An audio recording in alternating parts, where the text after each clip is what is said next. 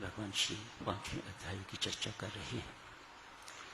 सोचा था आज 5वां अध्याय समाप्त हो जाएगा, कुछ थोड़े से श्लोक ही बाकी रह गए हैं। इससे अगला अध्याय ध्यान योग पर है।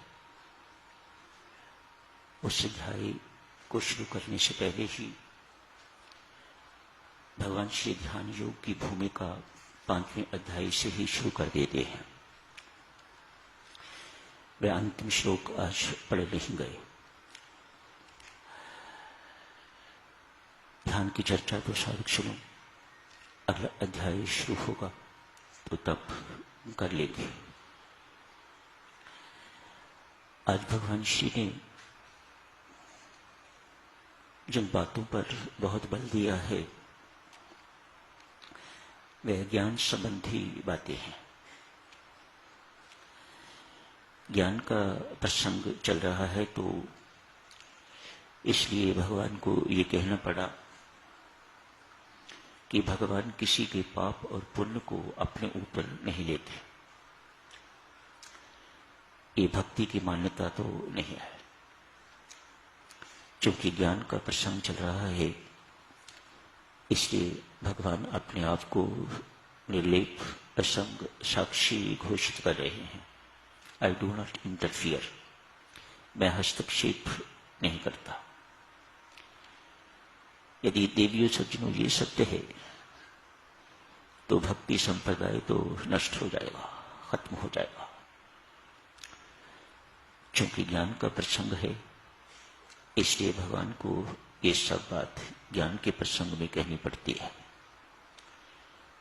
अभी पिछले ही अध्यायों में भगवान श्री ने कहा है अपने कर्म, अपना आप, अपने कर्म, कर्मफल, कर्तापन, मन, बुद्धि इत्यादि सब परमात्मा को अर्पित कर दो। क्या अर्थ है इसका? यदि भगवान अपने ऊपर हमारे पाप पुण्य नहीं लेता तो फिर ये सब कुछ स्वीकार कहां करेगा?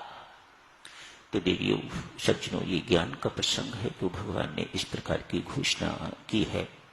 भक्ति के प्रसंग में जो कुछ हम पहले पढ़ चुके हैं, जो कुछ आगे पढ़ेंगे, चूंकि हमारा मार्ग भी भक्ति का मार्ग ही है तो हमें इसी मार्ग को पकड़ना चाहिए। अपना सब कुछ परमात्मा को समर्पण कर देना चाहिए। इसी अध्याय में साधक चलो परसों ध्यान योग की बात शुरू हो जाए। शायद पता नहीं शबनम जी ने क्या सोचा है, क्या बनाया है। अगर शुरू हो जाता है तो ध्यान की चर्चा करेंगे। इस अध्याय के अंत में भगवान श्री एक बहुत अद्भुत सी घोषणा करते हैं। कहते हैं मैं सबका परम सुहृद हूं। सुहृद अर्थात मित्र।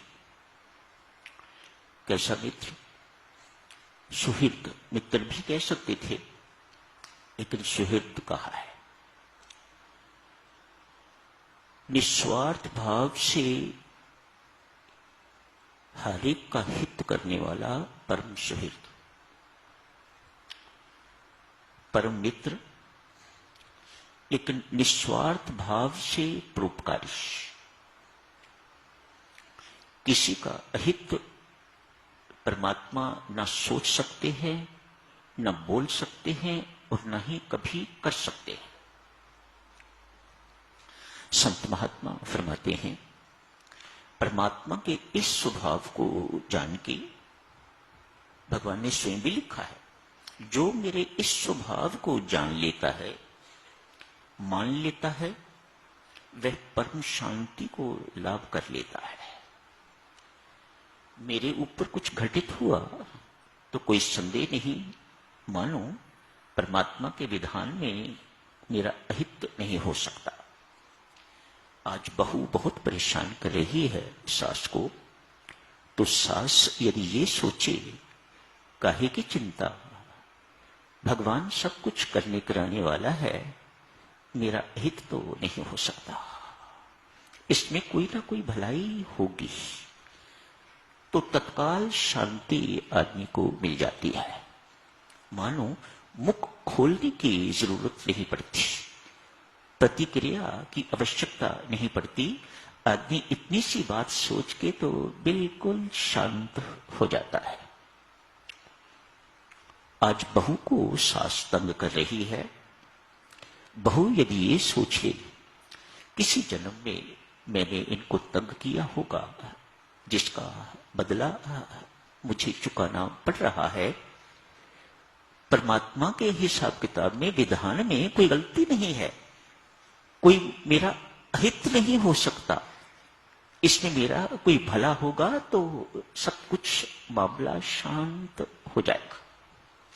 ऐसा ही देवी भगवान श्री स्वयं कह रहे हैं। जो मेरे इस स्वभाव को जान जाता है, मान जाता है, पहचान जाता है, वह परम शांति को लाभ करता है। एक गडरिया है, भेड़ चराने वाला, रोज जंगल जाता है, भेड़ें ले जाता है, सुबह ले जाता है, शाम को जिस जिसकी होती हैं उनके घरों में भेड़ों को लुटा देता है। आज एक संत से मिलन हुआ है। संत ने कहा, बंधु, मैं रोज परमात्मा को मिलता हूं, परमात्मा मेरे मित्र, वो ऊपर पहाड़ी है, वहां रोज जाता हूं उनको मिलने के लिए, बातचीत करके वापस आ जाता हूं। सीधा साधा गडरिया है, बड़ा प्रभावित हुआ। ये साधु परमात्मा से बातचीत करता है, परमात्मा से मिलता है, इसको परमात्मा के दर्शन होते हैं।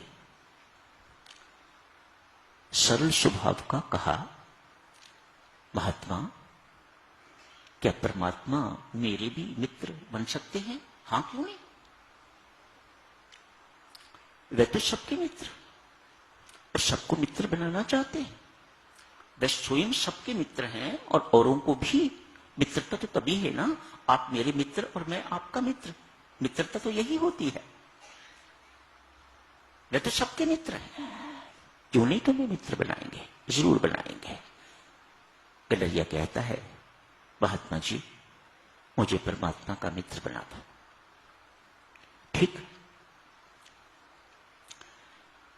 पहाड़ पर गए, लौटे हैं, आके गडरिये को कहते हैं अगले दिन, भाई, मेरे परमात्मा ने तुम्हें अपना मित्र बना लिया है। ठीक, आगे क्या करना है इस बेचारे को कोई बोध नहीं। संत महात्मा ने कुछ बताया भी नहीं। मित्र अर्थात परस्पर प्रेम, इतना ही इसे बोध। मैंने मित्र बनाया है या परमात्मा ने मुझे मित्र बनाया है, तो परमात्मा मेरे साथ प्रेम करना शुरू कर दिया है। उस